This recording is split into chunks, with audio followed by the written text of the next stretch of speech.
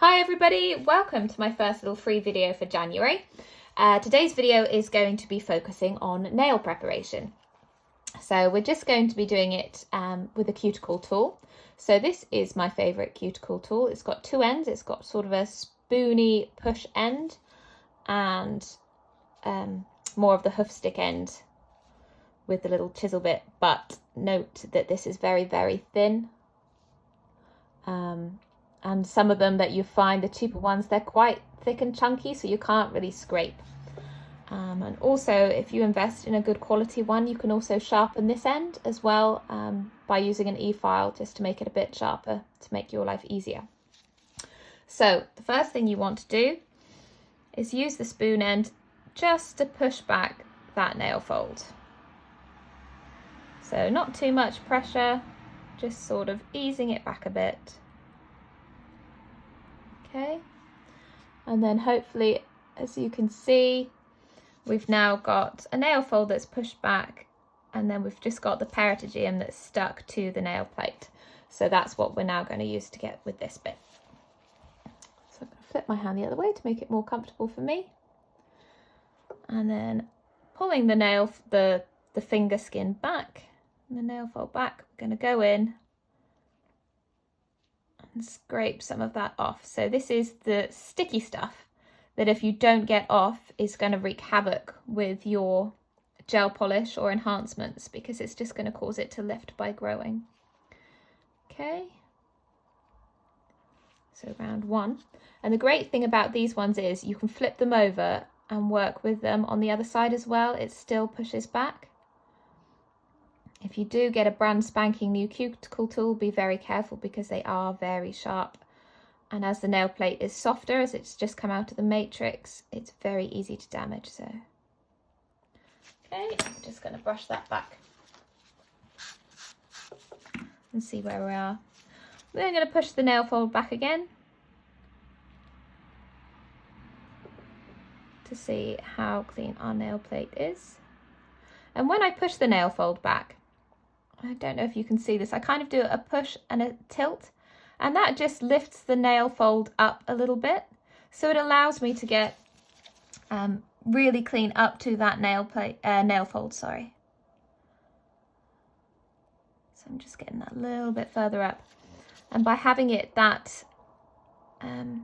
neat and lifted, it's going to help us get our perfect application. Okay, flip it round.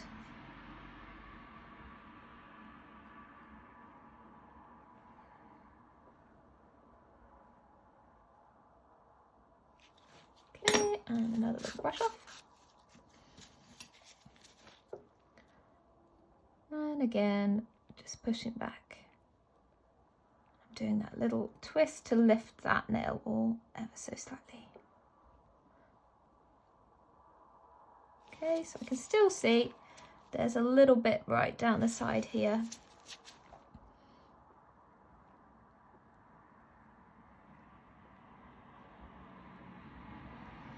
Okay. The other good thing is you should be able to feel where there's any left, because it's got a little bit resistance. You don't need to press hard, just feel if there's anything left on that nail plate. I think that's got most of it off. Okay, so you then need your lint-free wipe, or I don't use lint-free personally, I use cotton wool pads, but it's all about whatever works for you. And we're just going to cleanse and sanitize that nail, remove all the dust and debris, making sure you're getting into that sidewall and nail fold. Okay, so we're just going to have a little look. That's got it all off. So I have very well behaved cuticles, so there's not too much to nip off. So I'm just going to go round and make that nice curved shape that I like around the nail fold. You can see there's a little bit that's slightly drier and whiter here, so that bit is dead, so I can cut that bit off with my cuticle nippers.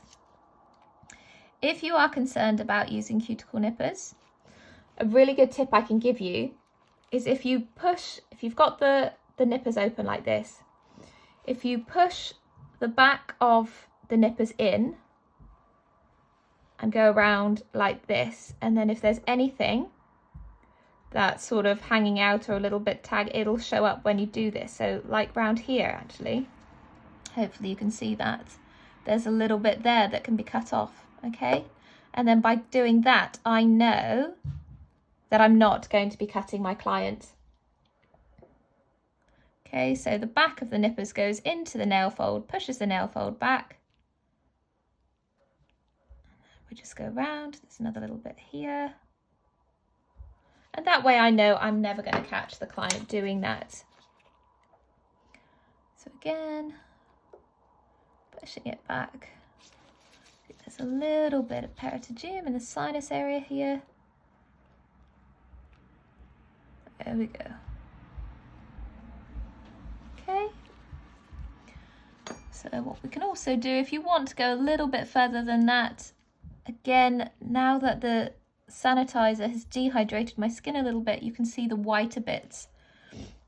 So again, we can go and do this. If you do not feel comfortable with your nippers, it's fine to stop at that point. But basically, we're only meant to be cutting away anything that's dead. Okay. And I think especially at the moment with the colder weather being in and all this hand sanitizer we're using, a lot of people's cuticles I found were very, very dry before this last lockdown.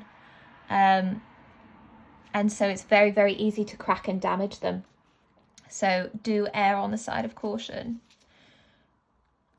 So as you can see, I always go back in with my cuticle tool, just pushing that nail fold back to check that I've got everything the way I want it, which I think I do.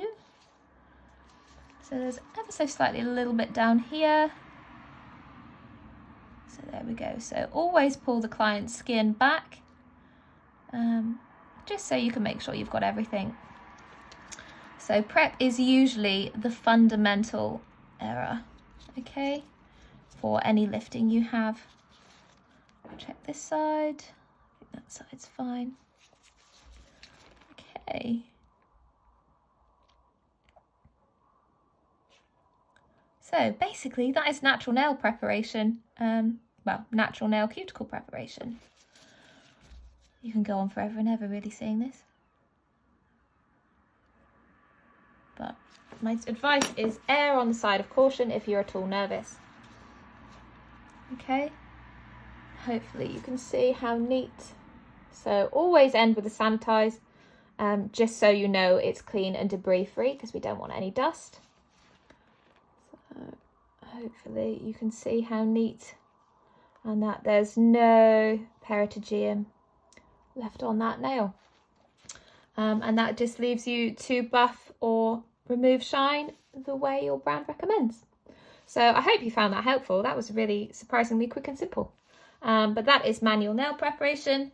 I will be doing a quick demo as well on how I do a quick efile preparation suitable for clients as well, with a combined method.